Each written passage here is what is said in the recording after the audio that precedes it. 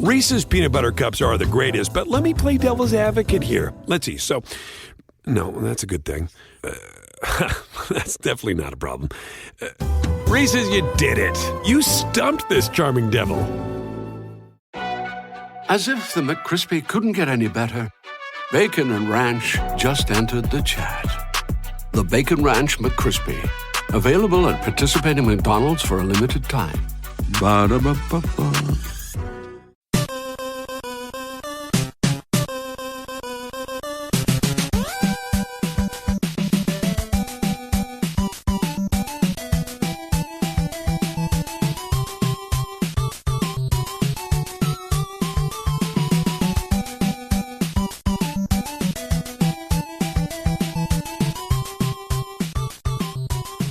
Welcome to the family here on Purple Mafia. I am your host, Paladino Joey, or Joey Awajan. Purple Mafia is available on Apple Podcasts, Google Podcasts, Podaman, Spotify, iHeartRadio, TuneIn Radio, Stitcher, Amazon Music, Double Twist. You could go on forever. It's on most of the podcasting applications you can imagine out there. Maybe Anchor someday or whatever. Who knows? There's a billion podcast applications, but I figured I'd mention them. Crazy game today for the Minnesota Vikings. One of those second half games, so I'm recording this whole thing in one shot rather than a little short segment and then the short first segment. Not short, but first segment, and then the rest of it while watching Sunday Night Football. Sunday Night Football is flashing in the background. Christmas tree is up. Two Christmas trees in the apartment this year. We got the cute little one in the bedroom I just got this year, and now the main one here in the living room in the Golden Valley apartment. It's pretty much Christmas season now. Welcome to Thanksgiving week, and got the Game & Watch Nintendo Super Mario Brothers staring me right in the eye. Gotta love that. It's like a little fun Christmas present I got myself a couple days ago, or last Monday. Lots of fun. Recommended. And we'll see what happens if we can hack it and add some more games to it. But nobody said that out loud, did they? Whatever. Yeah, let's get to that was the fun part of the show. The rest of it, we'll see what happens. Minnesota today, well, the offense played well, and the defense not so much. The special teams not really at all, and bogus bullcrap penalties lead to a 31-28 loss to Andy Dalton. That's right, Andy Dalton played again, and the Dallas Cowboys in US Bank Stadium. Well, what else is new? I mean, every time you get your hopes up with the Minnesota Vikings, what happens? You know, they win a couple of games in a row. You have a home game against the Cowboys. I mean, there's no way you're going to lose to the Cowboys. I mean, they have the fourth-string quarterback out there. The team's quitting on McCarthy, and they just suck, and they're going to give up on the season. Yeah, but they have really good wide receivers, and they still have Ezekiel Elliott, even though we shut him down pretty good last year. We did not shut down Ezekiel Elliott this year. We just didn't. And then stupid idiot penalties, and two guys with the name Kris, one with a K, one with a C, to start their names. Wow. I kind of liked Kris Boyd until today. I kind of liked him. Kind of liked Kris Boyd until today. And Chris Jones, I don't know who that is. Maybe he was like a running back in a different generation or something. I think there was a running back years ago named Chris Jones. But the one we saw today, he got one tackle and one play where he didn't even try against not Ezekiel Elliott, but the other running back for the Dallas Cowboys, as they ran for 180 yards today and killed the Vikings. That was Tony Pollard.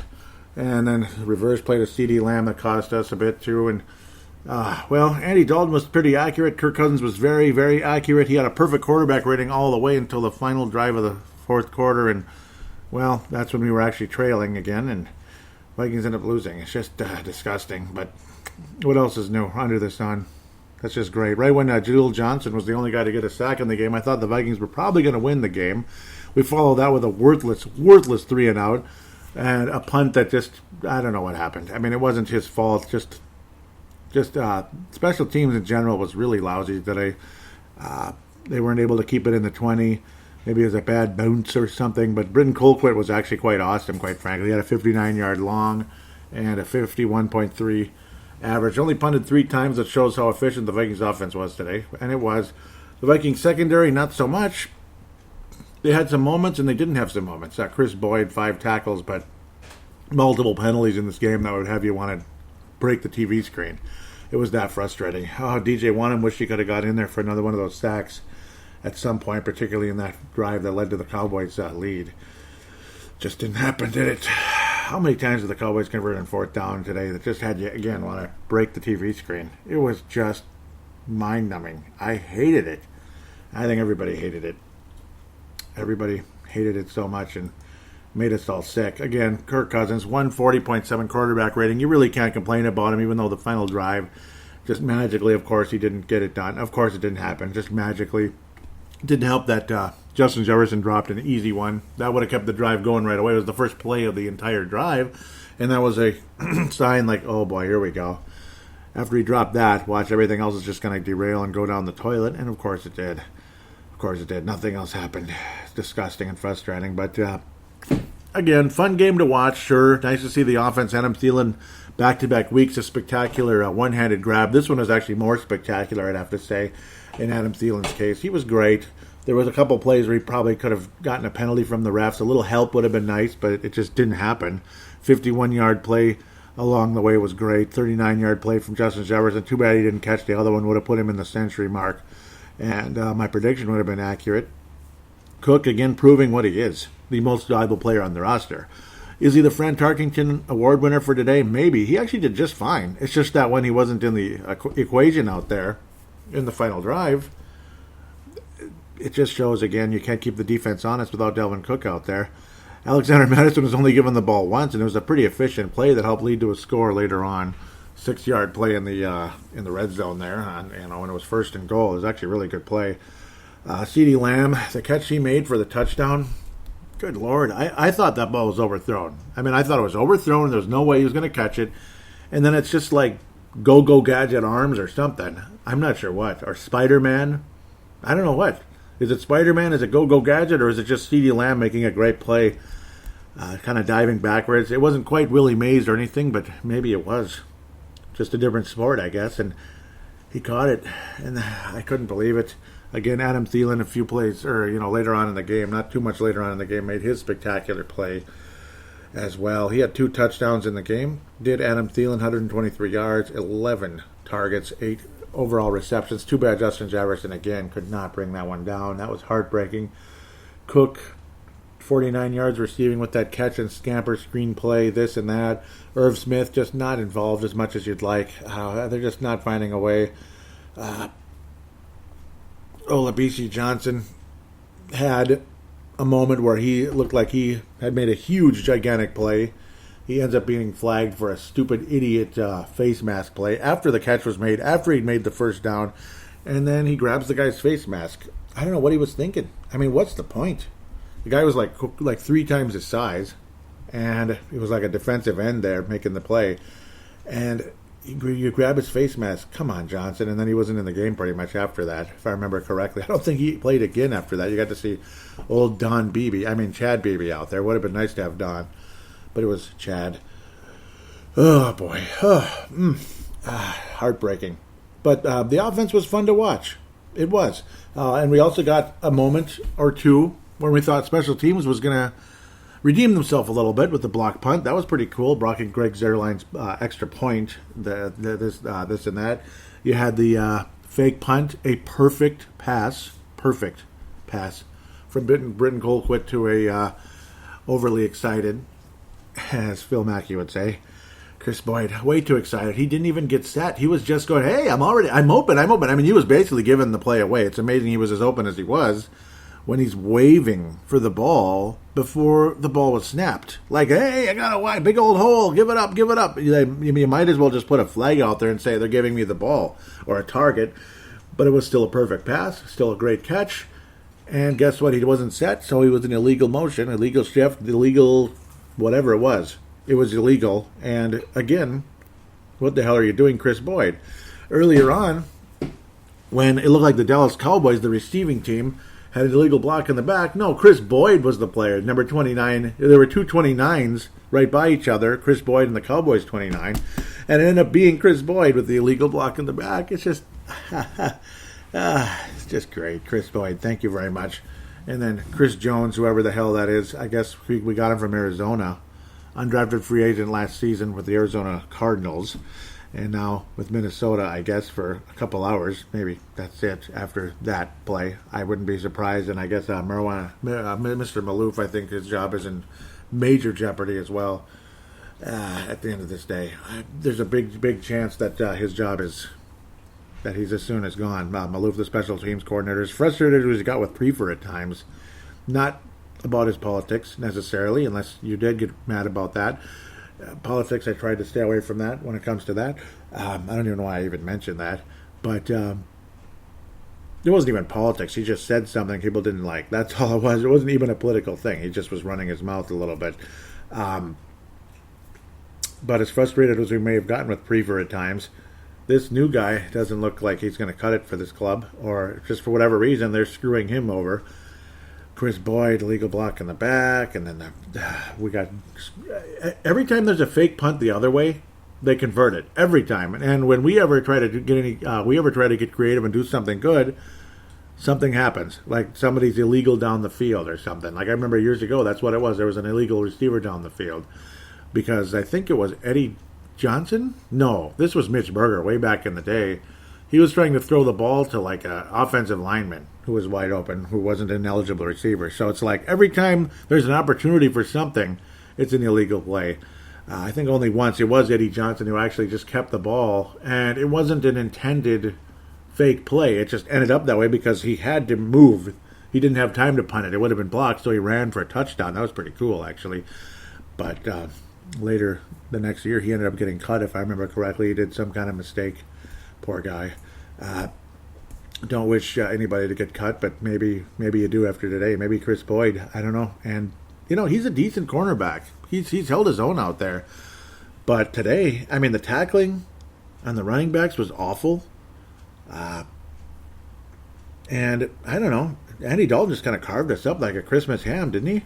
Wouldn't you say he did? Obviously, they have good receivers. They have talented players in the Cowboys.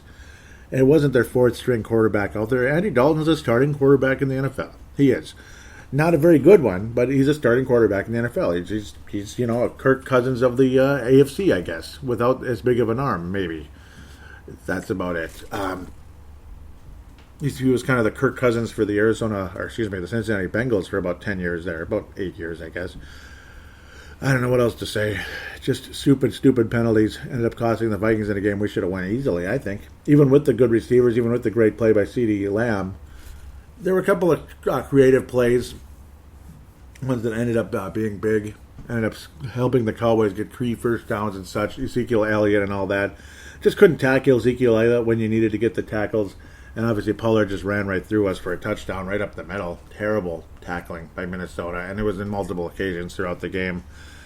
So, I don't know what else to say other than we just got beat by a team that they have talented players, but I think the Vikings should have beat this team today. They should have, and they didn't. That's just all there is to say. Great plays by these wide receivers, all of them. Gallup, Cooper, and Lamb, big plays. Even Dalton Schultz had a big first down, or had the touchdown. Pardon me. He was just left wide open. It was a switch play where basically it was supposed to be Cam Dantzler again. Again, another rookie mistake situation where Harrison Smith had shifted over and Dantzler didn't shift back over to cover Dalton Schultz. So you can imagine Harrison Smith saying, "Cameron, cover your bleeping man," once again. So that's just how that goes sometimes. And yeah, I don't know. That was a very frustrating play that left us all kind of thinking, oh my God, we're going to find a way to lose this one, aren't we? Because our defense just couldn't get the job done. But hey, we got Kirk Cousins on the other side having a game of his life again. He's had a couple of good games. Conservative offense style, but still very, very efficient. A very efficient conservative style that's helped the Vikings win a lot of games and had Kirk Cousins with a perfect quarterback rating and 3 touchdowns. Who's to say Kirk Cousins can't march this team down the field with over a minute remaining and at least one timeout? And it didn't happen. It just didn't happen. Very, very heartbreaking. Too many mental errors, too many dumbass mistakes in this game, quite frankly, and that's why you lose a game like this. When you can't, and just poor execution. You can't make the big tackles when you need to. You can't get the, you can't get the big stop when you need it. And I don't know, what else is there to say? What else is there to say? And obviously, again, Justin Jefferson, man, that was kind of a choke. You wish you could catch that, but I mean, I'm not going to bash Justin Jefferson too much, but it was a play that should have been made. Kris Boyd also had a sure interception that would have ended the game in the end zone before Dalton Schultz was able to bring that sucker in. Dalton and Dalton. It was the Dalton and Dalton connection. The only guy missing is Timothy Dalton. He's the new James Bond. No, he was James Bond in the late 80s, I think. Late 80s, early 90s, kind of about then. Best era for video games, in my opinion, but that's just my opinion. Oh, bummer. Yeah, the noise is back, right? But no.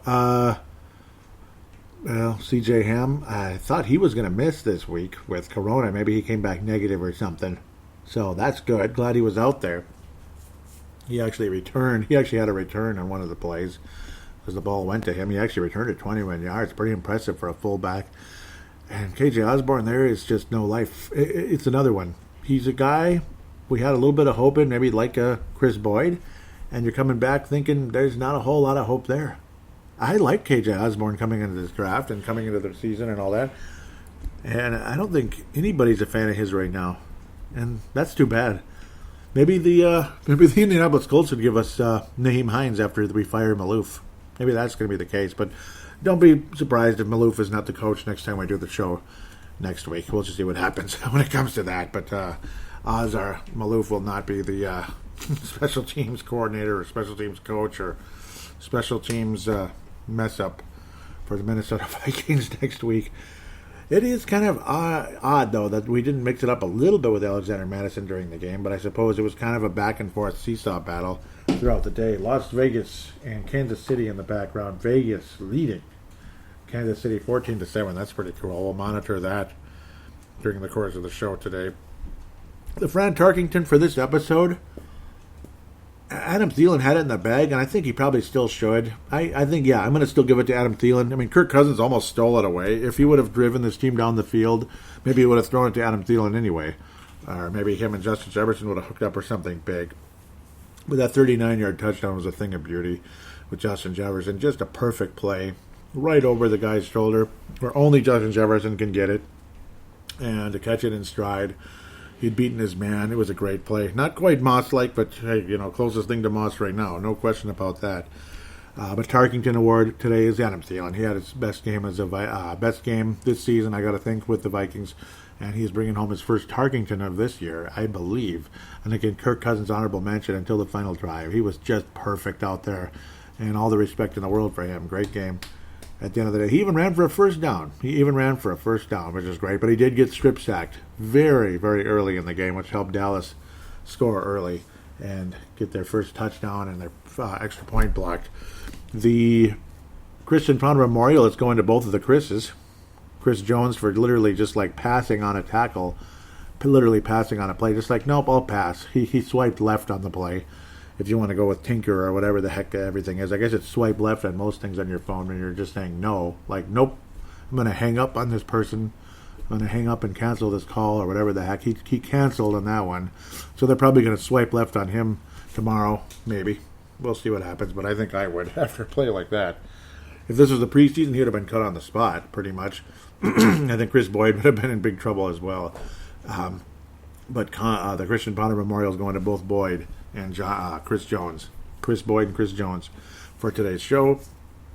Minnesota Vikings will host Teddy Bridgewater and the Carolina Panthers as long as he's healthy and ready to play next week. Vikings success rate against Carolina has been pretty good, except when we needed... did you ever notice that with the Vikings? Every year, you dominate a team even when they're better than you in certain years. But then the year when you're super good and you need this win to secure home field throughout the playoffs, to get you to the Super Bowl, and you effing blow it. That's pretty much what happened in 2009, and that's what happened in 2017. Sounds about right. So we'll probably beat the Panthers now to help us get to 7-9, 8-8 on the season. Meaningful stuff. Very meaningful to get to 7-9 and 8-8, but that's great. At least we won't be 3-13 and get a higher draft pick, but oh goody, we can feel good about ourselves for missing the playoffs with a better record than whatever. So at the end of the day, the best thing to do now is take a quick break, and we'll talk about the Carolina Panthers and look around the league, including this Vegas and Kansas City matchup. Looks like the Kansas City Chiefs are on the verge of tying this up with their touchdown. Edwards and Blair with old Dr. Robotnik over there. Andy Reid of the Kansas City Chiefs. Dr. Robotnik, Sonic the Hedgehog, the bad guy with the red shirt and the big mustache and the red mustache and everything. It's Andy Reid. It's the same guy. Yeah, it's the same guy. Andy Reid is in Sonic the Hedgehog. Yep, he just wasn't on the Chiefs yet. He was, I forget what team he was an assistant coach for. It might have been the Eagles. I don't know. No, I think he was with Green Bay back in the day. Who cares? Screw it. Congratulations, Chiefs. Maybe you'll repeat this year, but we'll see what happens with that. We'll take a quick break and look across the league and preview the Carolina Panthers.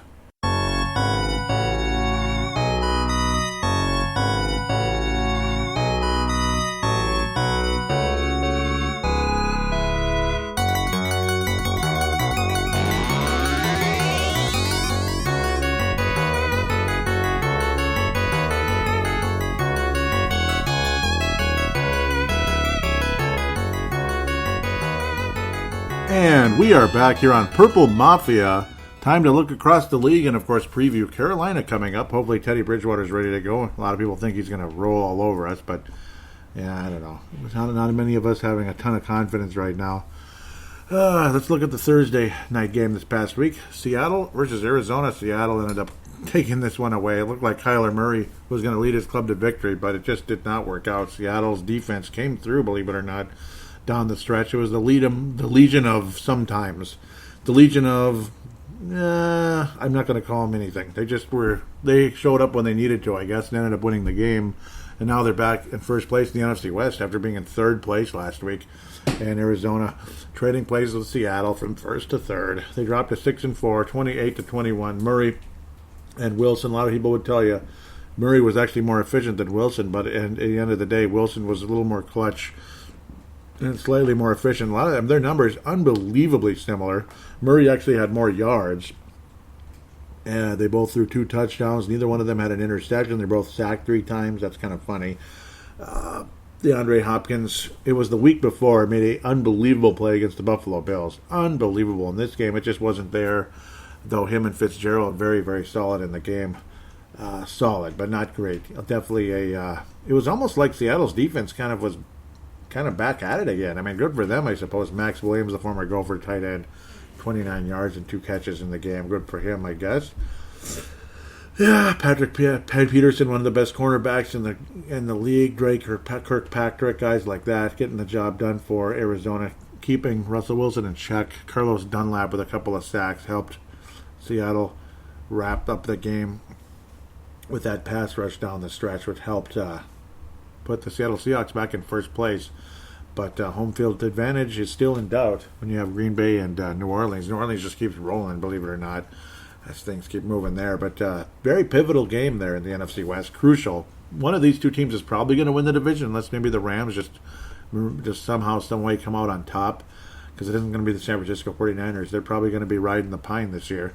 Maybe they'll be looking at a new quarterback of the future at the end of the day, even though their record is it's about the same as ours. Vikings at 4-6 right now, not looking pretty when it comes to any type of a playoff hunt. But really, when you look at the depth, though, throughout the conference, other than Philadelphia sucking, but still leading in their division, even though they lost to Cleveland, my God, that division is awful. I think the Cowboys might end up winning that division now. If Andy Dalton plays anything like he did today, the Cowboys are going to win the NFC East. No question about it. I mean, it was a good signing. It was a damn good signing, especially in a situation when you just had paid Dak Prescott bajillions of dollars. You just never know if there's going to be some kind of freak injury. And Dalton, definitely a nice guy to take over the reins when need be, because he's done a pretty good job as the Cowboys quarterback, to be quite honest. He's got 2 wins on his belt so far as the Cowboys quarterback in their 3-win season.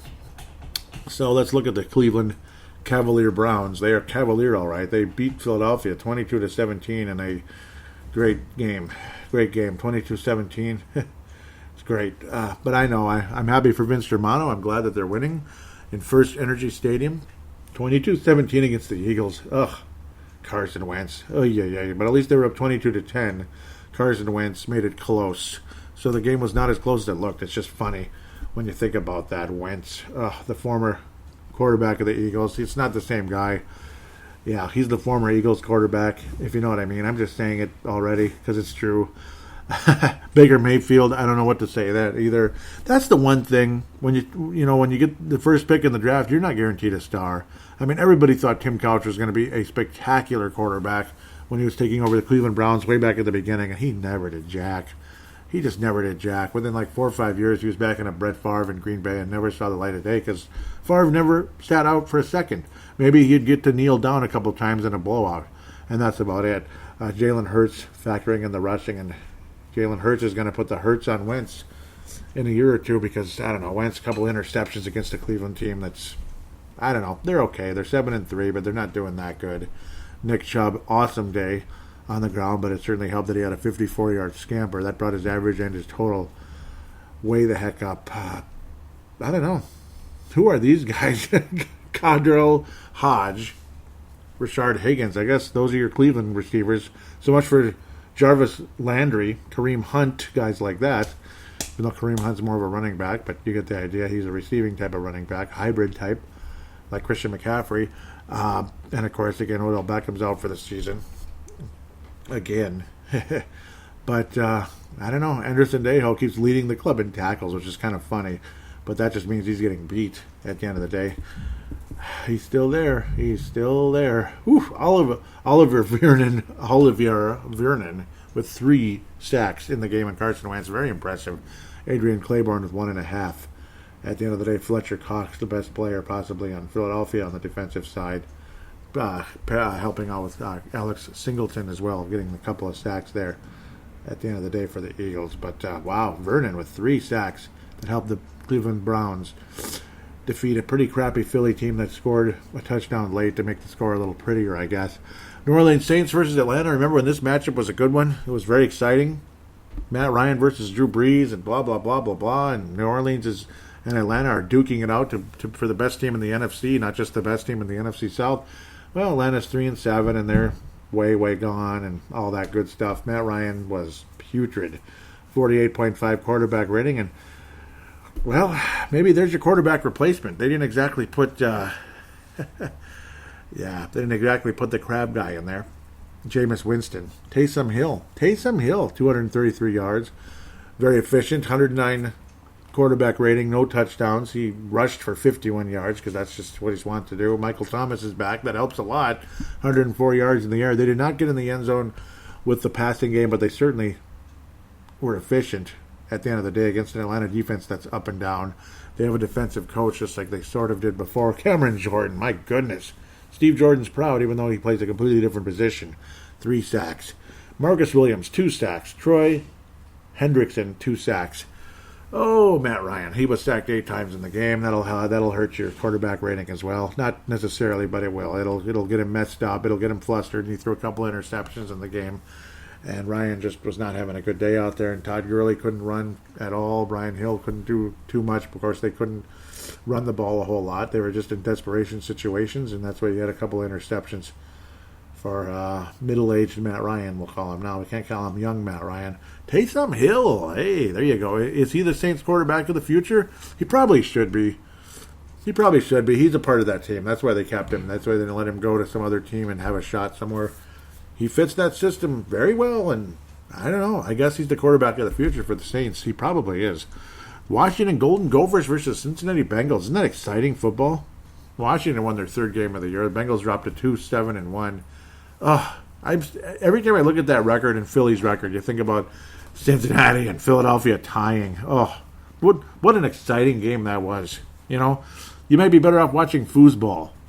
Seriously, just watching little plastic or wooden figures just flipping around on a board and doing a whole lot of nothing else, maybe kicking a little ball around. That's about it.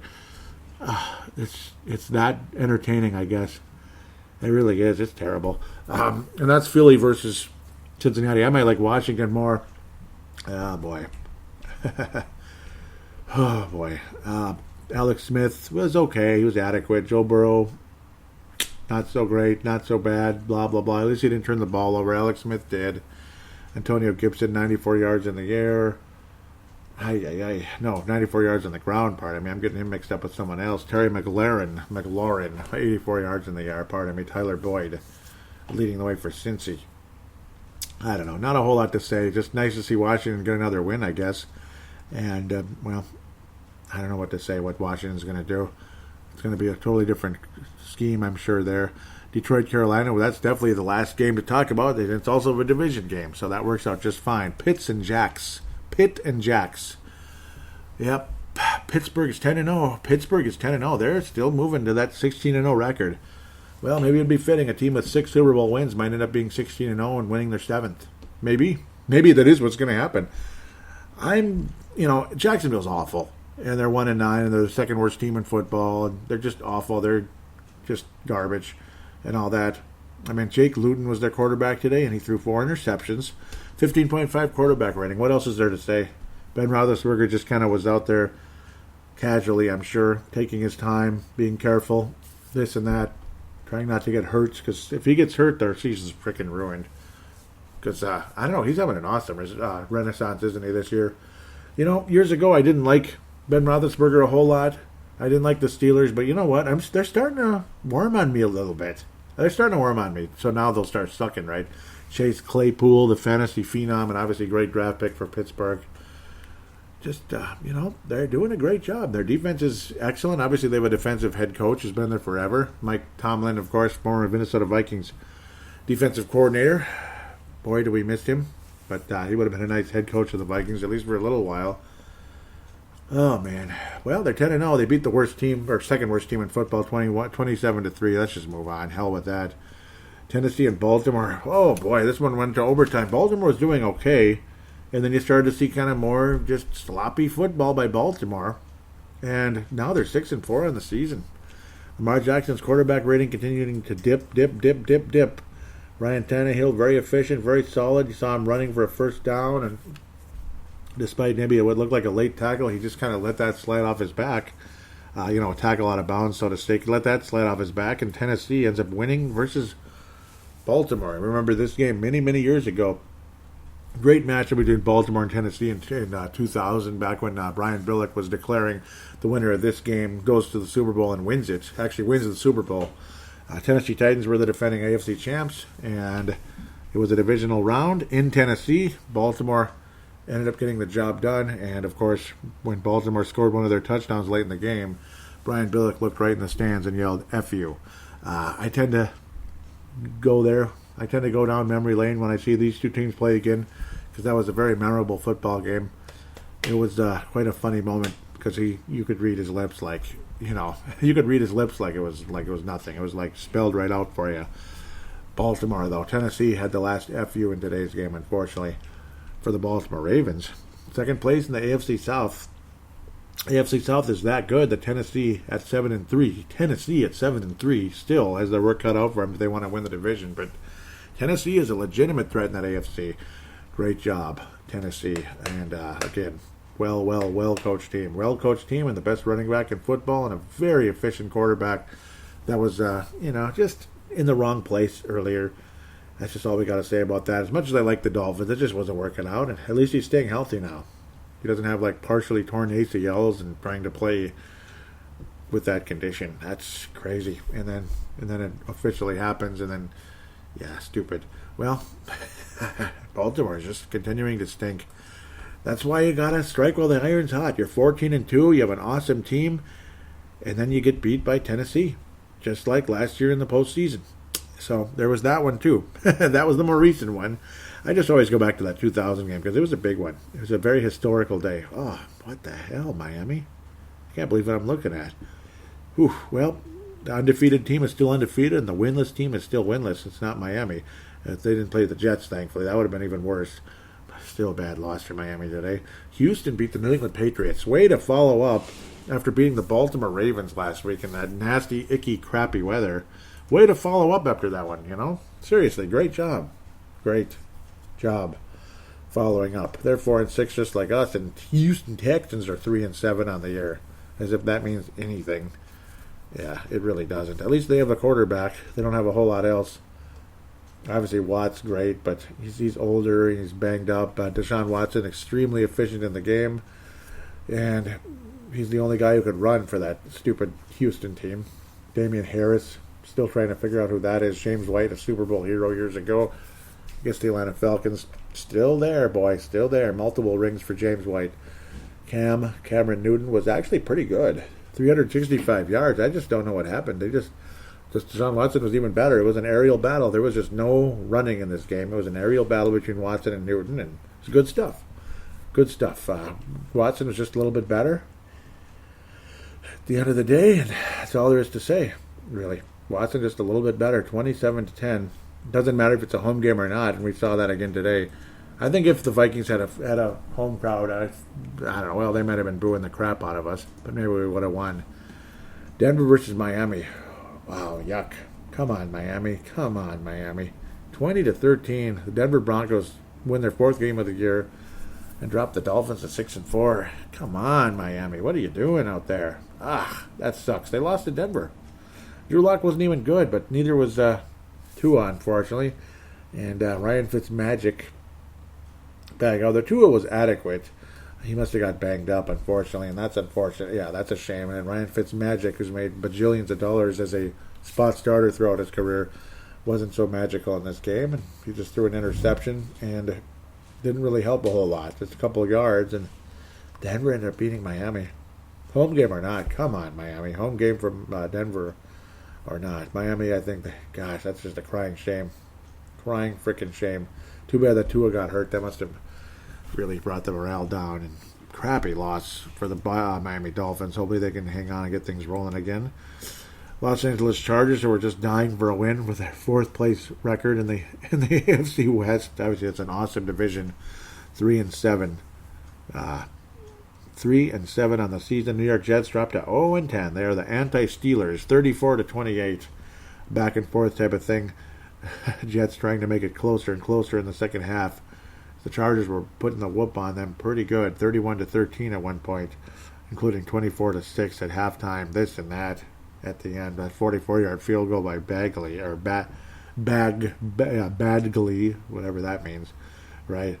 Joe Flacco, quarterback of the Jets. That just sums it all up. Doesn't that just sum it all up? It's not Sam Darnold, it's Joe Flacco, quarterback of the Jets. Oh, boy. Whew-wee.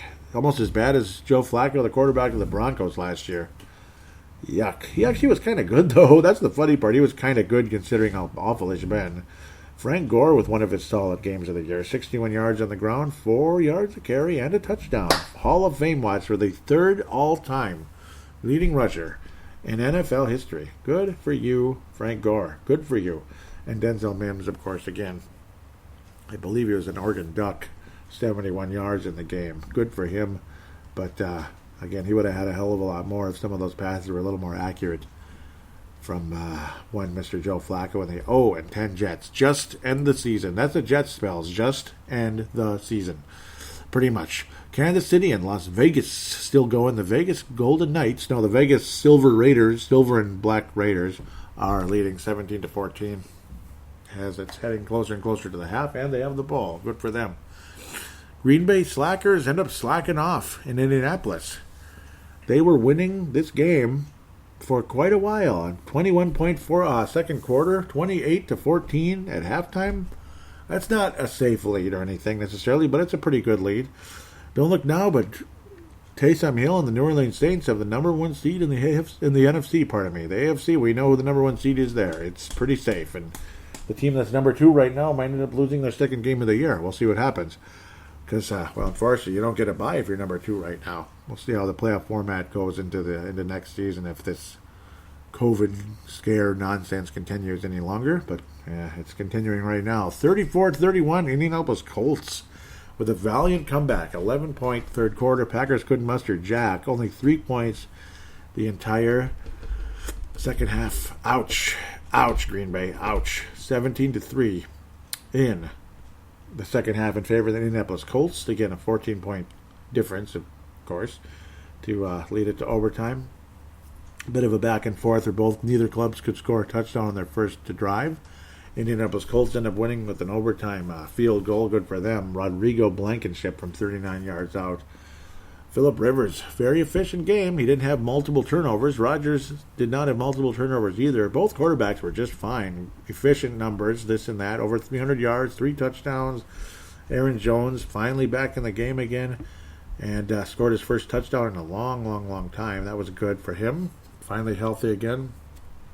No lead running for Nyheim Hines, setting only 6 rushes for 0.3 yards a carry.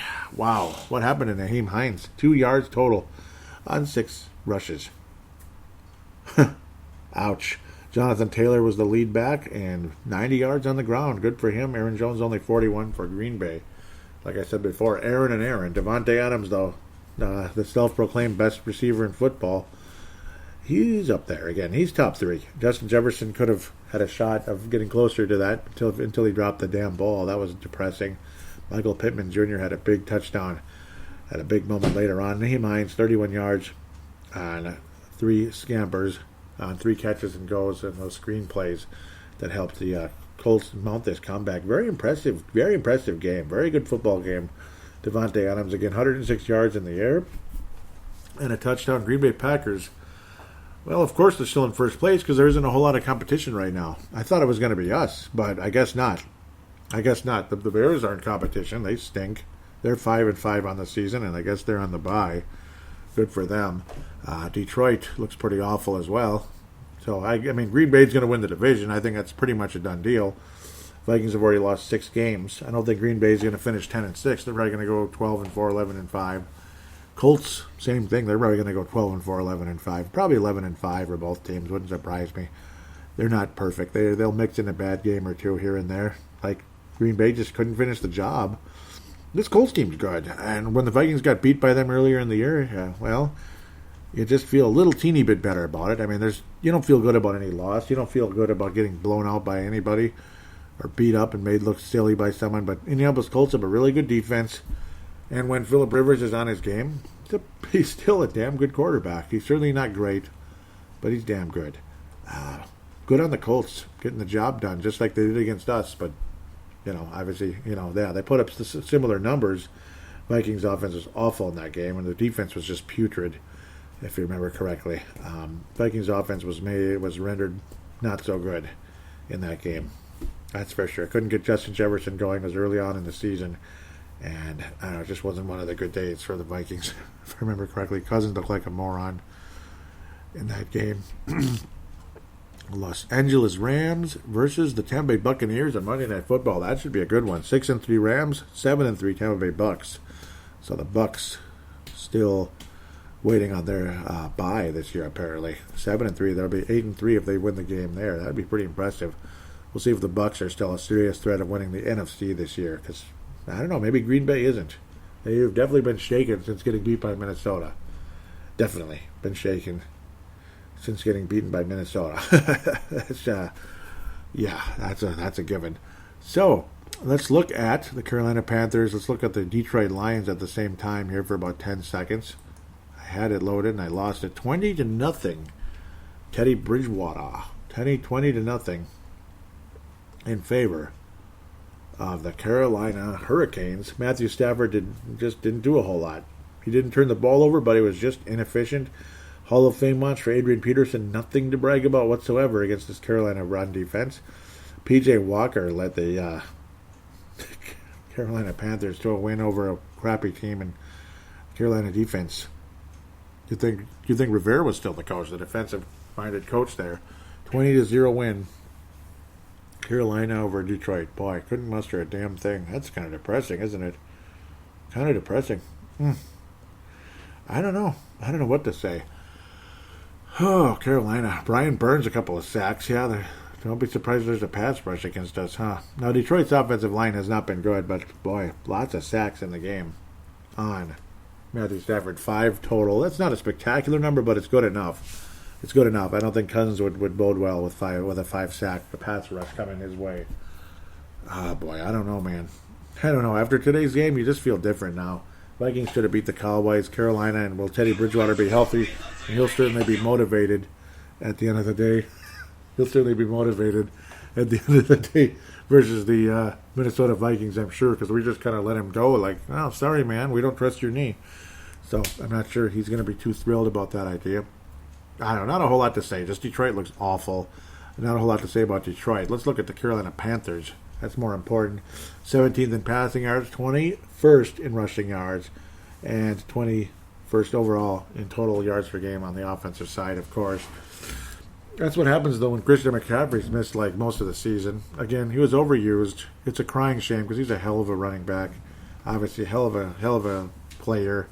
Teddy Bridgewater, of course, the main quarterback. No kidding. Brian Burns was the leading stat guy with 4. Now he's at 6 on the season. So it's somewhat of a pass rush, but nothing too crazy. Nice to see Teddy Bridgewater playing pretty well, though, this year. Quarterback rating just under 100. That's not bad. Not bad. I do believe that's a career high, isn't it? It is nope. Career high was last year with the Saints. Woohoo! Minnesota. Yeah, it's funny. That's why the Patrick Rice's of the world kind of write Teddy Bridgewater off. But we didn't really open the bank for Teddy at all, though. And I don't mean financially necessarily as much as the offense. You know, the 14 touchdowns, 9 interceptions, 14 touchdowns, 12 interceptions at 14. You know, the Gary won the division of the 11-5 record. We didn't really give Teddy much of a chance to really do a whole lot. We handed the ball off to Adrian a million times, and it was like check down Charlie, this and that. We didn't really open things up for Teddy during the course of time, and it looked like things were going to get extremely interesting for Bridgewater as you know, things moved forward into 2016. It's just a gosh darn shame. It really is a damn shame that Teddy Bridgewater never got injured. He would have still been the quarterback of the Vikings. He'd probably be making about what he is right now. Maybe more, who knows. But obviously very efficient with the Saints last year. Very good group of players around him. Teddy, it's too bad. He was off to a great start on the season, but he had a couple of crappy games. That's why he's got 7 interceptions now. But still, just under his career high of 14 touchdown passes.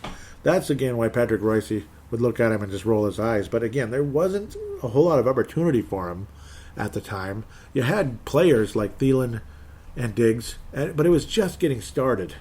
Going into 16 and 17, I think the Vikings' chances long-term with Teddy at quarterback with Thielen, Diggs, and then later on Justin Jefferson and Thielen Jefferson could have been very, very interesting. And, of course, Dalvin Cook. He never got to play with Dalvin Cook. It's a damn shame. He had a past his prime running back who was one-dimensional. Jerick McKinnon was nice for a couple of seconds, but you hardly got to even see him out there. Oh, what a bummer, huh? What a damn bummer. What a damn bummer. Every time I think of Teddy, I get kind of sad. 98.7 quarterback rating, though. And he's definitely going to have career highs and everything, maybe interceptions as well, but generally speaking, it's kind of sad. Such a more mediocre quarterback rating, but obviously he's a better quarterback than that. He was, again, underutilized while he was the Vikings quarterback. And when you sit down and analyze the situation even further, he only got to be the Vikings starting quarterback for 2 seasons. And that first year, obviously the first 3 games of the season or so, he was the backup quarterback. He was just a rookie. And, you know, it kind of is what it is there. And he also got hurt. He hurt his ankle as well. Actually, in his first game, he hurt his ankle later on. That was kind of a bummer. That's why he sat out against Green Bay, and we watched Ponder get annihilated against the Packers. Poor guy, because obviously Castle was hurt as well. Pretty weird, crazy situation. Lots of memories of Teddy. Now I'm dragging this out way longer than I'd like, but it's Teddy Bridgewater. I had to do it. All-time record, though. There isn't as much history here. Carolina Panthers entered the National Football League in 1995. 1995. By year number 2, they beat the Cowboys in the divisional round and got beat by Green Bay in the NFC Championship game. Isn't that crazy? Their second year in the league. It's absolutely nuts how successful that franchise was at the beginning. But they're still waiting for their first championship. They've been to 2 Super Bowls as Carolina. 2.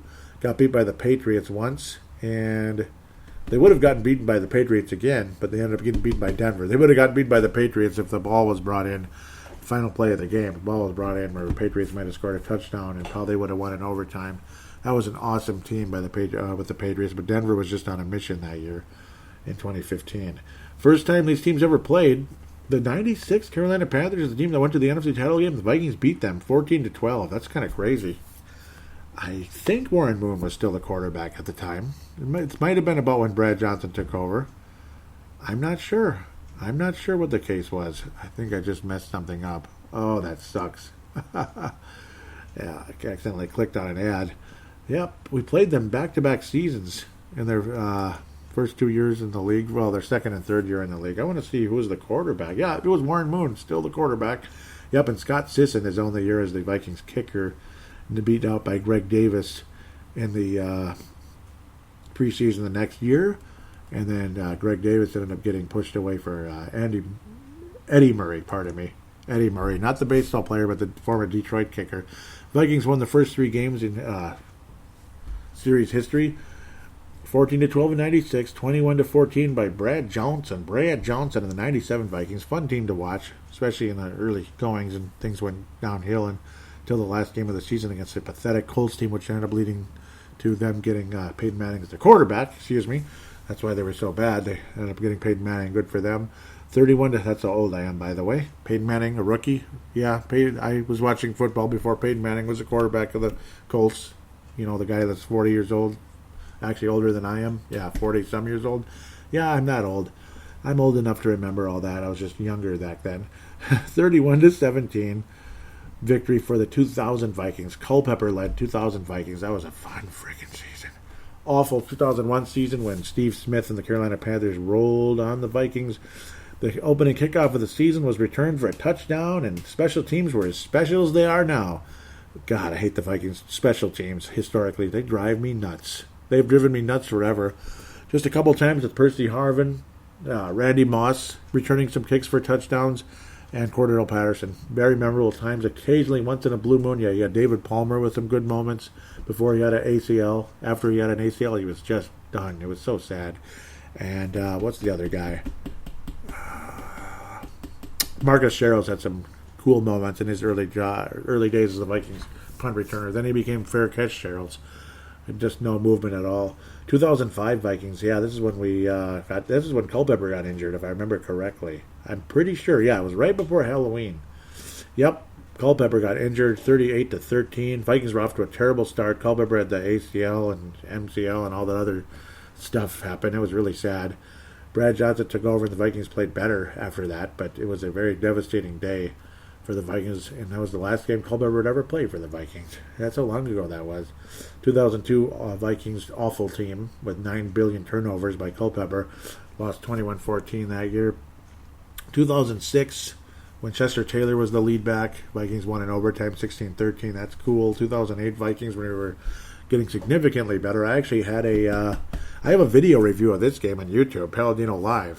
I have a video review of this game. Cool, 20-10. One of the back in the day. Yep, that's how old that's how I was in the early Purple Mafia days as well. I believe, yeah, this is my first season doing Purple Mafia back in 08. Cool. 09 Vikings lost to the Panthers, and we lost E.J. Henderson, if I remember correctly. I forgot the frickin' safety's name that broke his femur. This was just a devastating loss for Minnesota. Oh, devastating. The injuries in this game, and 26-7. Just like I said, though, earlier, generally good history with this team in Minnesota, but whenever we really needed that win to secure home field, this game would have given us home field if the Vikings would have won this game, or, say, Arizona.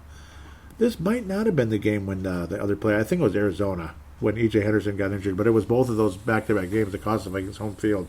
And I know a very frustrating loss to Chicago, a crappy Bears team at the end of the season when Devin Aromashodu had like 3 catches for 153 yards or something, and ended up beating the Vikes in overtime, or it was a walk-off or something. But games like this is what cost the Vikings home field throughout the playoffs. The Saints and the Vikings had the same record that year, but Saints had some kind of tiebreaker, and, well, I think history might have been a little different, maybe. 2011 Vikings, one of their 3 wins of the season. That's funny. Wow, right before Halloween again. The, how many year anniversary would that have been? 16-year anniversary? No, 6-year anniversary. It wasn't that long ago. 6-year anniversary of Culpepper's injury at that time. 6-year anniversary. Culpepper was, I believe, on the... I don't know if he was still playing. I don't know what I'm talking about. I think, yeah, he was on Detroit in 2008. Gosh, things changed a lot, didn't they?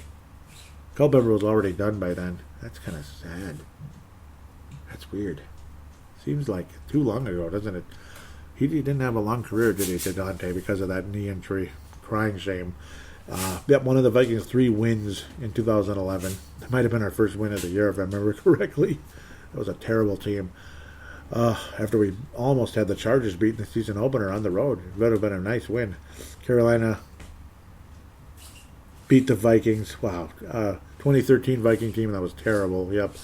35-10, and Carolina was getting pretty good around that time. Vikings beat Carolina a year later with Teddy Bridgewater at quarterback. 31-13. Great game there. Vikings also beat Carolina in 2016. That was during that 5-0 run. This is one of those games. Sam Bradford and the Vikings. I think this is when we went 3-0. Awesome. The Vikings defense was being compared to the 85 Bears. And then again last season, or no, not last season, 2017, the game the Vikings they needed to win this game, and it helped cost us home field advantage. And we also lost, this was the game when we lost, not Elfline. Elfline was the Eagles game. It was Easton. That's when the Vikings lost Nick Easton. Huge loss. A lot of people thought, at least he's the least important offensive lineman. There's no such thing as the least important offensive lineman. Yes, losing your left tackle might be even worse if you have a real good one.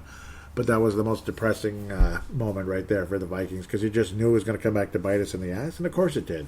Of course it did. It just didn't do it immediately. The Vikings ended up losing that game and ended up putting the Vikings behind the 8 ball with those gosh darn Mickey freaking Eagles, who were just starting to lose a couple of games finally.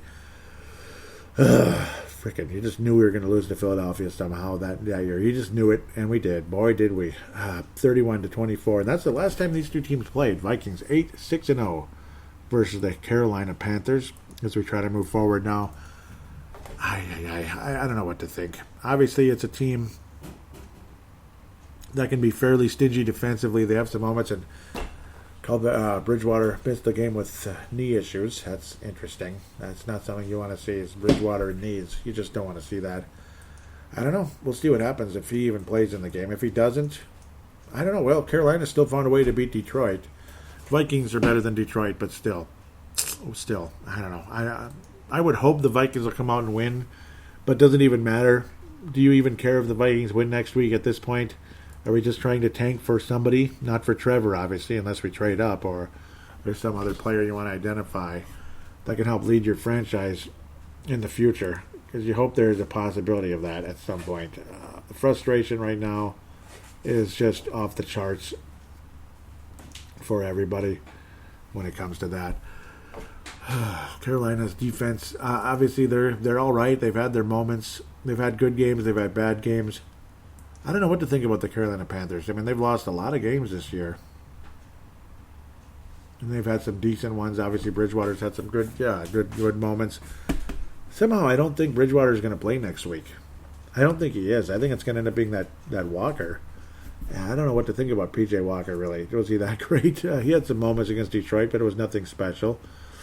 He's one of those guys like nobody's really ever heard of, to be quite frank. Unless you're really hardcore. Hasn't had a whole lot of a career. Obviously, he's not a very tall guy. He's an undrafted player. But he had a fairly good game today against a Detroit team that's, like they say bend but don't break, but it's broken. Detroit's defense is obviously broken. I don't know. I don't know what to think. Vikings should win the game, okay? I'll say the Vikings end up beating the Carolina Panthers, even though there's nothing to brag about with Carolina. There really isn't. P.J. Walker, 2 interceptions. It was actually his first start in the NFL. They're not prepared for anything, are they? They're not prepared. Like, just in case Bridgewater gets hurt or his knee is sore. For Bridgewater's sake, I hope he's okay. I hope it's nothing super serious. I hope it's just some kind of soreness and he'll come back out there. I hope it's not Sam Bradford type of deal where the soreness just never seems to go away and it derails his career. I don't know. That'd be an expensive contract, too, to deal with, because they just signed it with him after having a very efficient year with the Saints. Yeah, they don't have as many weapons in Carolina. They just don't. You got DJ Moore. He's actually a decent player, don't get me wrong. 127 yards today with his DJ to PJ. We'll see if that ends up being some against the Vikings. But DJ to PJ. Carolina, there's just not much going on. And if Teddy's not healthy, I think the Vikings should win soundly over this Carolina team, force some turnovers, get some damn pass rush that we couldn't get today, get some damn pass rush against this team. play some more sound football. I mean, it's just for the sake of aesthetics, I guess, at this point, about winning the football game versus Carolina. Other than, I mean, nobody wants to tank this and that. It's like we do because we want the draft pick, but the players aren't going to. The coaches aren't going to. The general manager can by trading guys away. That's just natural tanking. But nobody else got traded away. You could put guys on injured lists that but it seems like the guys that get put on the injured list are guys you don't want to play at all, like Drew Sabia, guys like that. I don't know. Why would the Vikings lose to this team? Other than they just show up like idiots again, like they did today. And I know Dallas was on some kind of a mission to do something. I'm not exactly sure what their mission was. Because, I mean, woohoo, they won their third game. I don't know what to make of this. Today's game was just kind of, it leaves a sour taste in your mouth and you wonder what the hell happened. And at the same time, I mean, it's like, I guess that figures. I guess that's just Vikings history. Carolina had lost 5 games in a row. They beat Arizona this year. Very impressive. And they won in Los Angeles, which is fairly impressive. Lost to Tampa, lost to Vegas. Not too surprising there. But good games by Teddy, though, putting up some points. Lost to Chicago. That's not a huge surprise. Chicago was on some kind of a run there because their defense is good. Almost beat the Saints a couple weeks back. They couldn't beat Atlanta. Yeah, that was a crappy loss. They almost beat Kansas City and got doubled up by the Tampa Bay Buccaneers last week. And then, of course, a 20-0 win today over a crappy Detroit team. The Vikings will win the game over the Carolina Panthers. Even if Teddy plays, I think the Vikings win. If Teddy does play, though, maybe Carolina does squeak it out. In fact, don't be surprised if they do. If Teddy plays, I just think it's going to be a more organized group of players, and I got to think that special teams is going to be significantly different next week. I think we'll have a different coach. Actually, I don't know who it's going to be, but they'll have to find something. They'll have to find some kind of plan here. At the end of the day, Vikings will beat the Carolina Panthers. I think you're going to get some numbers. At the end of the day, Carolina's defense is solid, but I mean, Detroit is just a mess. It's hard to really gauge what's going on. I mean, they've given up points this year to Arizona a little bit, a ton to Vegas, a good number to Tampa. They're fairly stingy, though. Tampa, though, 46 a couple of weeks ago, and they gave up 33 to Kansas City and then 0 to Detroit. So it's kind of interesting. It's kind of a roller coaster there in Carolina. I think after they got their cute little win today, I think it'll be a drop-off. They'll drop back off again. I don't think they're going to win 3 in a row again. Vikings will win the game something along the likes of 27-24, 27-18, something like that, 27-20. But the Vikings end up winning the game. 28-20, Vikings end up winning the game over the Carolina Panthers. At the end of the day, oh boy, I hated the tackling today. That's why I don't know. But I mean, this isn't a running attack that's going to be anything special unless Christian McCaffrey's ready to go. But I doubt it. I doubt they're going to really mess with him at this point. Vikings win 28-20 over the Carolina Panthers. Maybe it'll be even less. Maybe the Vikings defense will be really sound and end up being like 28-14, something like that. Wouldn't be surprised if it was something in that direction. Justin Jefferson is going to be knocking on that century mark again. Thielen, hopefully nothing weird happens out there. But this and that, try the running game, of course. I mean, Detroit's running attack isn't impressing anybody. That's the deal.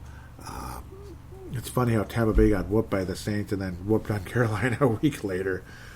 How do you even factor into that? It's just crazy. It's just too bad. Bridgewater, it must have been just soreness. And it's funny how his quarterback rating in the Tampa Bay game was pretty much what it's been. I mean, Brady was able to throw for yardage and were able to spread that ball all over the place. And Ronald Jones ran for a bajillion yards. So you can't really gauge Detroit. That's a team that's probably wanting Matt Patricia out of there, and he probably will be at the end of the day. A 98-yard run is going to do that to you. It's going to bring your numbers way up. But still, looked like they kind of had their way against that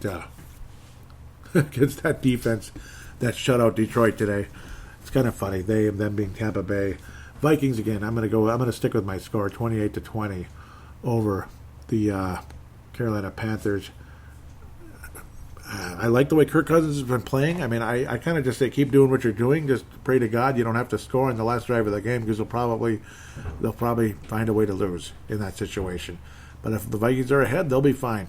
I think the Vikings defense will be good enough, and you'll be able to run the ball with Dalvin Cook, and he'll get over the century mark yet again, proving for the 9 billionth time he's the most valuable player on the Minnesota Vikings. With that said, we'll take a break and get to fan interaction.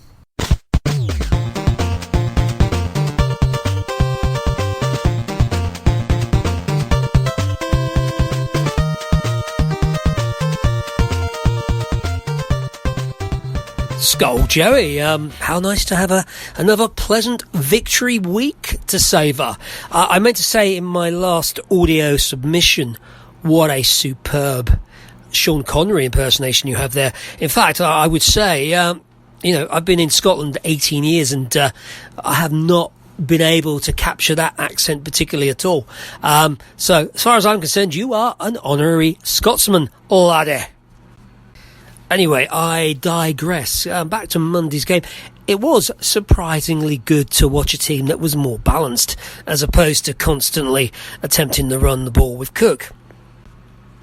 It's quite strange because it's the first primetime game I've probably watched since 2013. I got roped in by some of the UK Vikings fans into watching this game. Let's say I kind of gave up on primetime, and there were 3 games that stick in my mind in that case of why I did.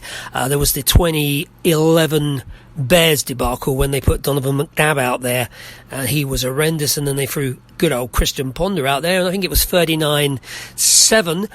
And then the other 2 games that put me completely off primetime were with Josh Freeman, the 2012 Tampa Bay Buccaneers coming to town. We were heavily favourite, and of course we laid an egg. And the final nail in the coffin was again with Josh Freeman when he was brought in to replace Castle on Ponder in that primetime Monday night game against what was a pretty lousy New York Giants team of that year. And I'm pretty sure one of those pass balls is still in low orbit. It was just disgusting, and it got to a situation where I just thought I might as well come home on a Tuesday, sit down in the evening with a few cold beers to drown my sorrows if it was as bad as primetime had tended to be, and just chill out and take what was what. Anyway, enough of my reminiscing of the past. Back to Monday night. This game always felt pivotal to me in the sense that it was a litmus test of what this offence could do against a really good front seven. And surprisingly, they played pretty well, and I liked the balance. I think Kubrick's certainly coming up with some very good scheming and planning. And it's been nice, the fact that, we were 1-5 at the bye, and it was like, well, that's another season in the toilet. But hey, there is hope in the draft. All of a sudden, we've swept the North, and that is just quite bizarre. The fact now that looking at what we've got ahead, we've got the Cowgirls, Jacksonville and Carolina, all very winnable games. And if you look at the schedule, other than perhaps Tampa Bay, which I think is a possible win if Cook stays healthy, and that is the big if now, isn't it, about this season? Can we keep Cook healthy and fresh all the way to the end? Even if Drew Brees is out, which would be a lovely Christmas present, we could be potentially 10-6 and into the playoffs. So it is quite exciting, and I have to hand it to Zim. I think he's done some wonderful scheming with the defence since the bye. He's simplified things. Those guys are picking up and learning on the job, and they're learning fast, and they're playing fast, and I think that's exciting for the future, certainly on the defensive side of the ball. Of course, the big problem being the quarterback position, although he played well this Monday. So, there's a lot of positivity there to look at. Probably they'll lose against the Cowboys, but I hope not. And I think I'm probably with you. I think the Purple will win by at least 7. So it's all good, my friend. Anyway, I'm off. Skull, brothers and sisters. Let's get to 5 and 5.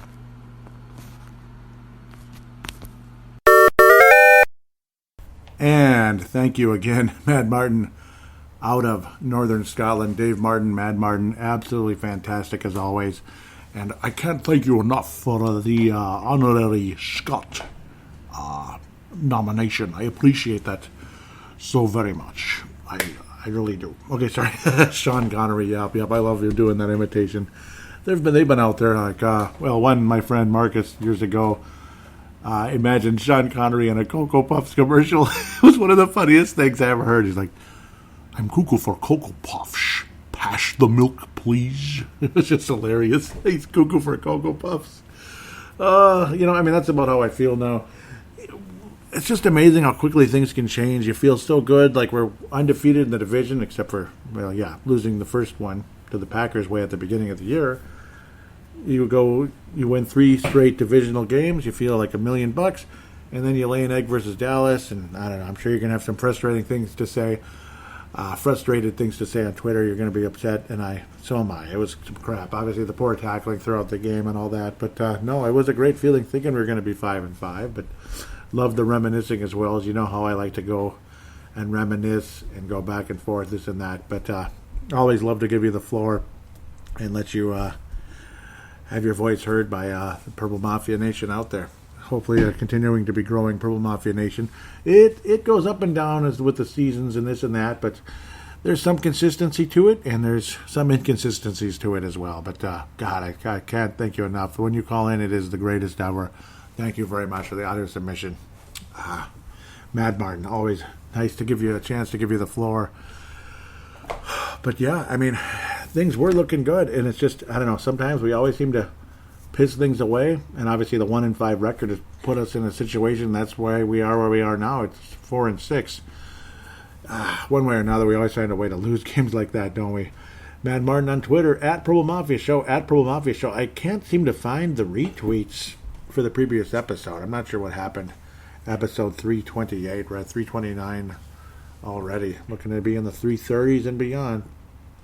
But I'm not even seeming to find the retweets from the last show. I know there were about 4 or 5 of you, but usually it's a good group of guys like Malcolm and Vince Germano and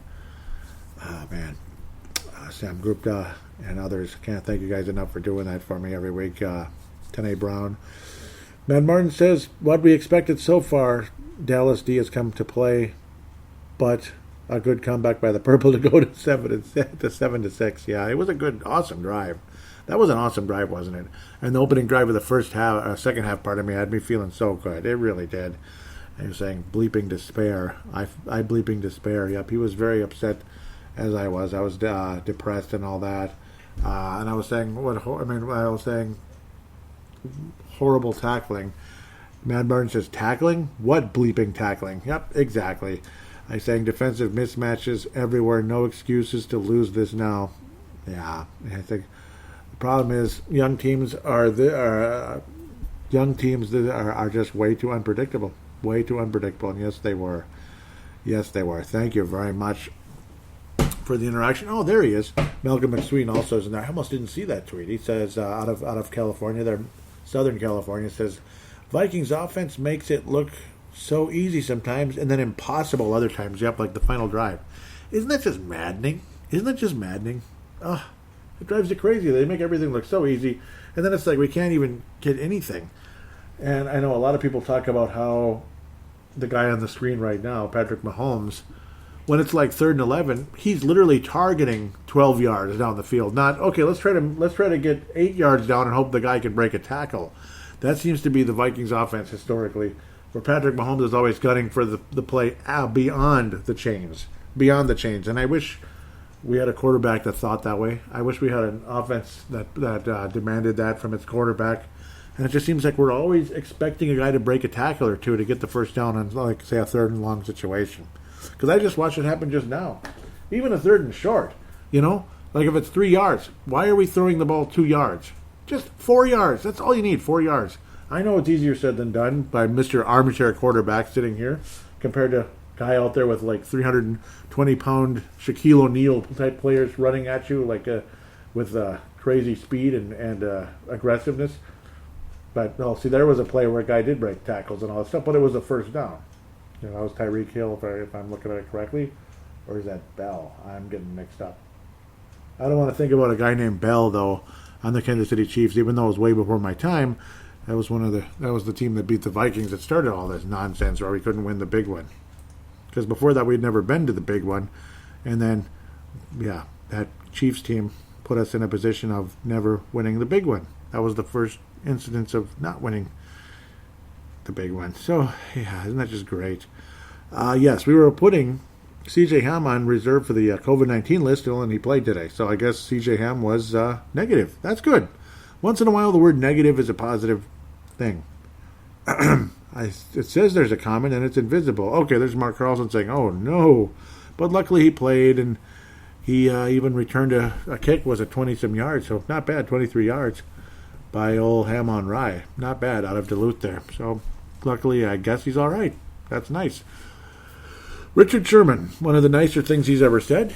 Usually the guy has some negative crap to say or trash talk or whatever. He says this about Justin Jefferson. This is before he dropped that easy play in fourth quarter.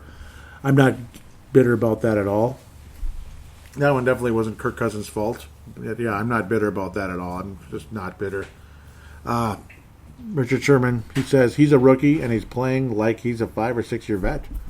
I agree. Thank you, Richard. That was nice to hear from San Francisco 49ers veteran Richard Sherman, of course, former Seattle Seahawk and arch rival of the 49ers and Crabtree and such. Crabtree, like he might call him. Let's go to the in-game thread a bit, as I am wont to do. All comments, this and that. Dave Hickey out of Iowa says, I didn't get to see... Oh, boy, the guy's always busy, isn't he? Yeah, I mean, I understand, though. Welcome to my world in a lot of ways. But with the podcast, it is what it is. But no, but generally speaking, I totally understand about the busy schedules, Dave. He says, I didn't get to see the game in my area. Oh, okay, that. Yep, that's the layup. It's a location thing and what they give you. The stupid Packers run, at least they lost. Yep, I thought when they came back and tied it, yeah, I thought they were going to win too. That they won the toss and OTs, that dickhead Rodgers would win it. But they lost. Who would have thought? As for the Vikings, they lost. Enough said. Other than there are two teams I hate to lose to, and it's the Packers and Cowboys. Same here. I have a very sour taste in my mouth right now with that game. I do. I hate losing to the Cowboys too. Jesse Ball, there he is. Says Packers lose, Lions lose, and the Vikings lose. Figures. Never gets old, does it? Yeah, never gets old, huh? Jesse Ball was saying must win. Nah, we don't need this one. Being sarcastic, I'm sure. Eating the clock on this drive. Skull everyone 5 in a row. Bet McCarthy. Thielen on fire tonight, and boy, wasn't he. Yep, but that was the bad return situation with, Mark Carlson says, oh, God, no. Osborne, you nearly cost the team dearly. Yep, Mark Carlson out of Iowa. Purple Mafia Hall of Famer. Brett McCarthy is Hall of Fame. Also out of South Dakota. Defense is weak tonight. Cheap touchdown run by Dallas, and God, yes, that was awful. The whole game was sloppy as hell. That's weird. Okay, never mind. Oh, it's just saying who actually commented. Well, I'm the only Purple Mafia author out there. Doggone it, I'm a sole perpetrator or whatever. Mark Carlson does second half and time to crush that Cowboy team defense. Step it up. Offense, you have to put a real drive together and frickin' hold on to the ball. Yeah, because, Cook actually fumbled earlier as well when he was hit pretty hard and his arms were bashed in, basically. Mark Carlson is very excited for today's game. Weird in a way. With Prescott out and Andy Dalton at the helm. Gerald Slring was saying, let's go number 4 in a row. Purple Power, says Jesse Ball. Mark Carlson says, I have a nomination for the Ponder Memorial. Let me guess, either Kris Boyd or Chris Jones? Probably both, right? I hope both. Yeah, I mean, that's got to be a big thing right there. I was saying, hang on to the bleeping ball. This is such a joke. Kurt Back, out of White Bear Lake, says, where is the bleeping penalty on a defenseless player? What a bleeping joke. At times, yeah. I mean, there's just no question about that. There were a couple of times in the game where the Vikings, they just swallowed the whistles. And I think the Vikings could have should have probably had a penalty drawn in their direction, like in a positive way, like the penalty on Dallas, multiple plays like that. Kurt was saying, Vikings are playing like shit. Mark Carlson says Kurt is right. Kurt responds with, why didn't they call that on Thielen? Yep, one of those things at the end there. Later on, not at the end, but there should have been a pass interference or a hold, I believe, is what Kurt is mentioning there. post-game thread. What happened? Nobody posted. Is it really true? Only 2 comments? Where is everybody? Whoa. What happened to everybody this week? Ouch. Well, thank you to the guys that posted here. I appreciate you very much. Jesse Ball, Jeff Froyland. Thank you very much. And Jeff Froyland, happy birthday. I guess he turned... Did he turn 40 or 41? I think, 41. So you must have been born in the same year. Just a teeny bit later, Jeff Froyland. So happy birthday today, I believe. Unfortunately, crappy birthday present from the Vikings. But again, happy birthday, Jeff Froyland. Hope you're a listener. He's a regular listener, right? I hope so. Hope you're still listening regularly. So, yes, I saw that on Facebook. Turned 41. So, welcome to the 41 Club. We're both 79ers, apparently. I think most of you know what that means. Born in 1979. Jesse Ball, let's get to the point, says, so when we need to win, we can't. Why can't this team get ready to play before the game and hit the ground running? 1 step forward, 2 steps back with this team. In reality, as long as we have Zimmer and Cousins, there will be no Super Bowl for the Vikings. Probably not. Oh, looks like Mark Carlson jumped in. That's good.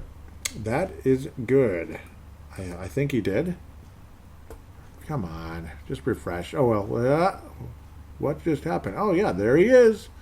Mark Carlson says, it was fun to watch today. I figured we would win, but also knew that anything could happen. Andy Dalton. Next? Yeah. I think we lost. Yeah, we lost to Andy Dalton before, didn't we?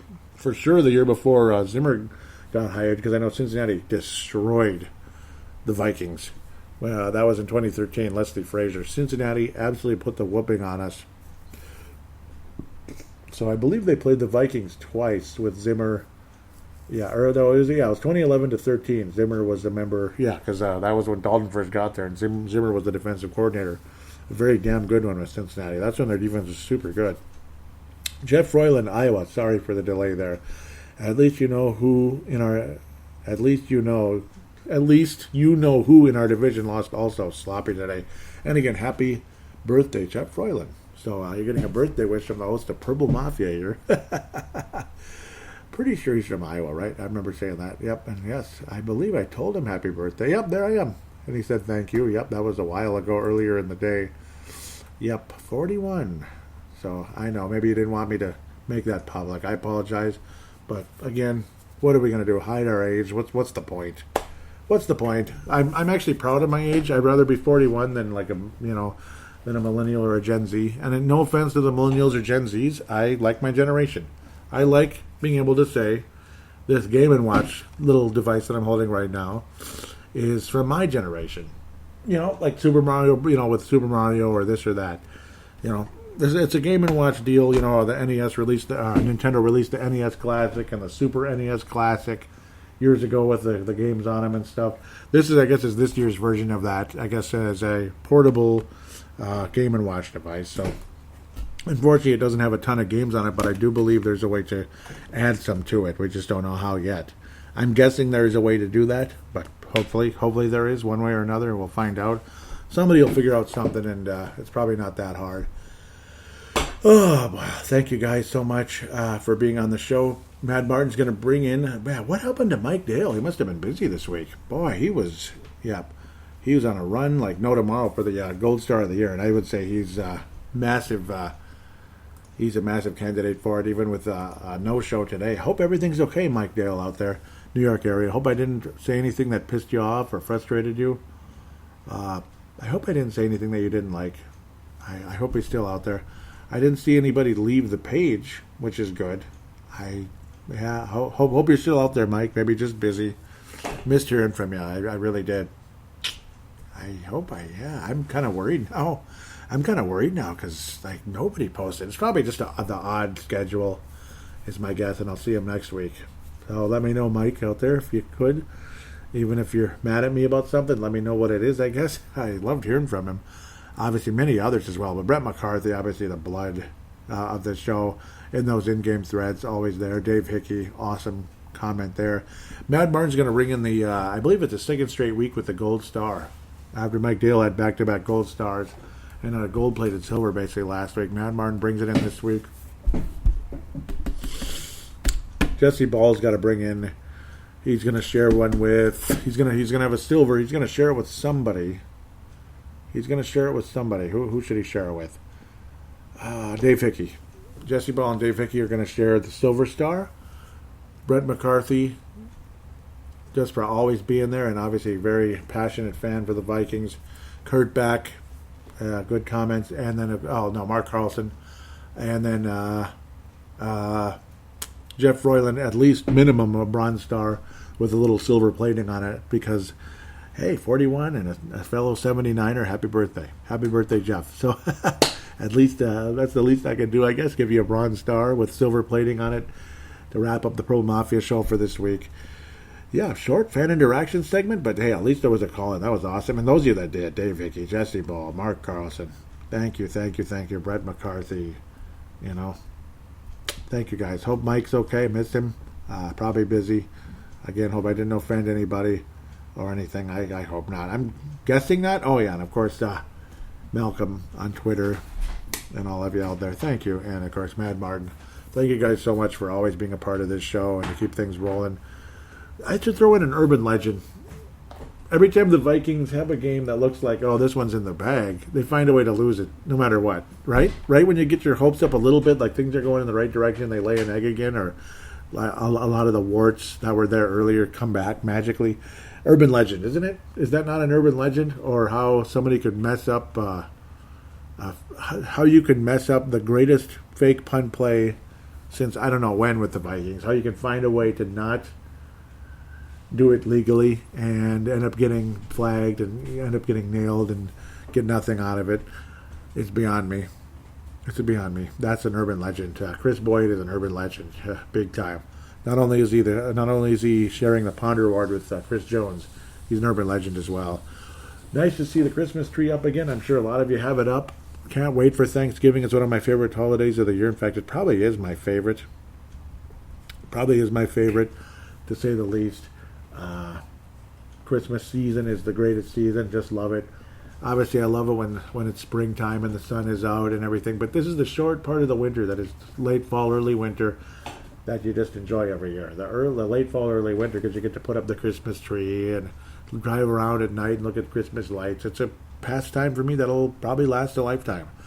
As long as I can drive, as long as I'm healthy enough to be able to drive, and if I'm 95 years old, like a Sid Hartman, whatever, I would still enjoy driving around at night looking at Christmas lights, even at 95 years of age. I'm telling you that right here, right now. I'd still probably play Super Mario Brothers on the NES Classic, maybe in quintuple HD, 34K 32K or whatever it would be, 128K HD if that type of thing exists. But it would still be an 8-bit graphics. Still 8-bit graphics from back then, but it would have like that extra, how just the picture quality improves, so to speak. Maybe it's a 128 K version of the of HD, HDMI, whatever capability with the with the NES Classic.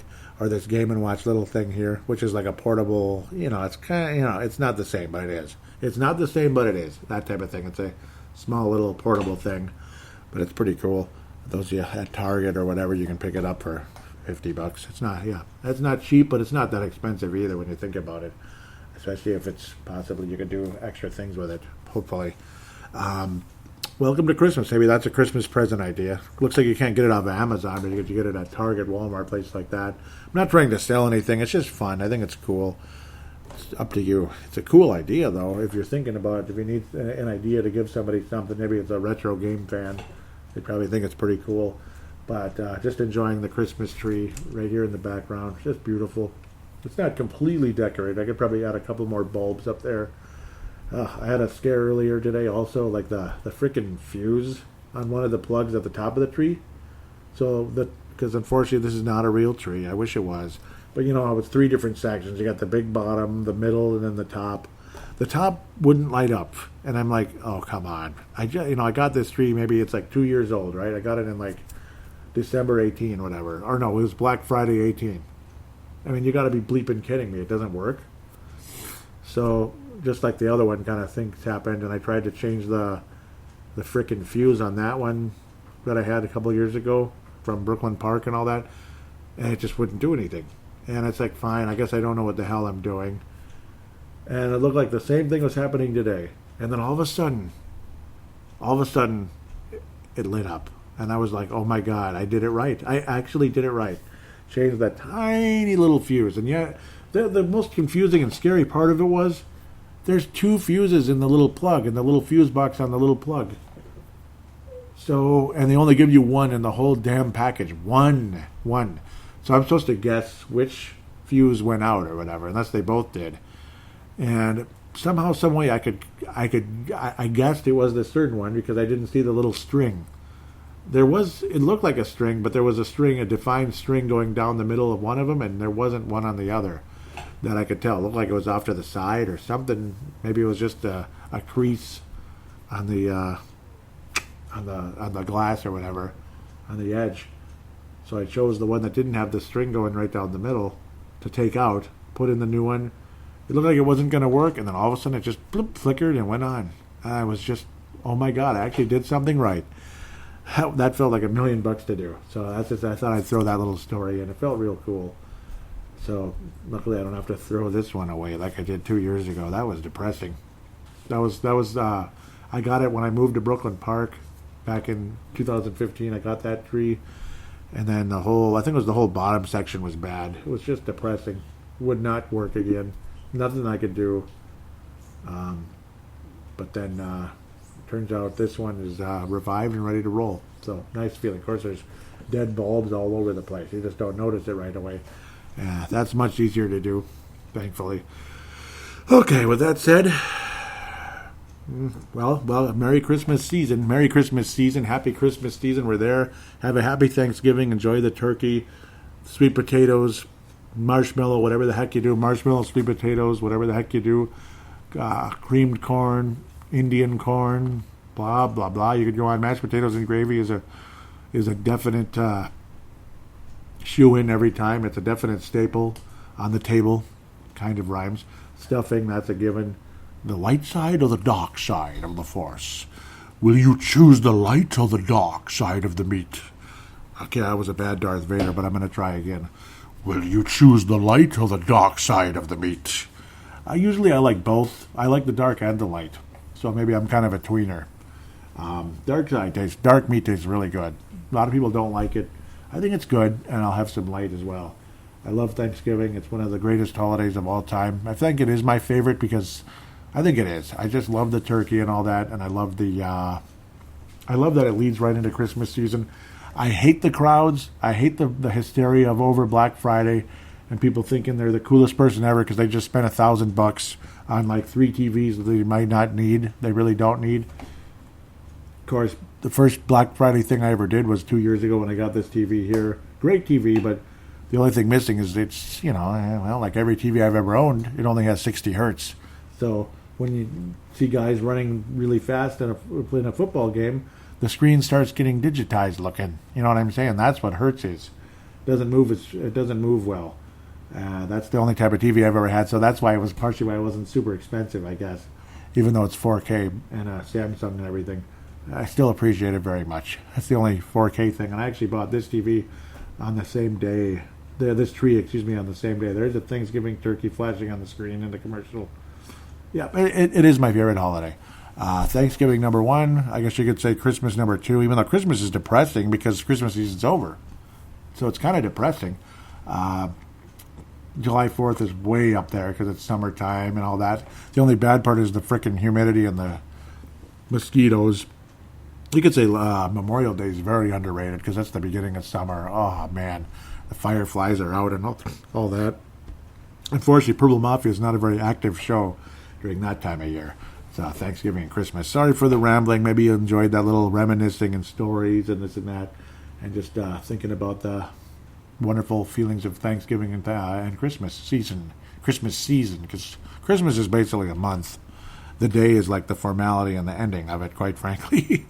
With that said, I'll shut up now.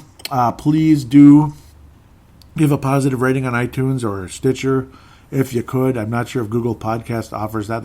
They should. I don't know why they don't, but they should. But please do a positive review for Purple Mafia if you could. That would really help things a lot. Write what you like about the show. Maybe even write what you like improved. And again, follow the Twitter account at Purple Mafia Show. Follow Facebook.com/Purple Mafia Show, which is where Mark Carlson and Mike Dale and all them are.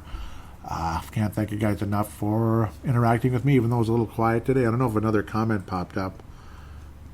I don't think so. Nope, thank you guys so much. Even though it was quieter today, I kind of understand. With that said, happy Thanksgiving, and we'll talk to you next week. Hopefully, I don't know. Hopefully the Vikings head in a better direction long term.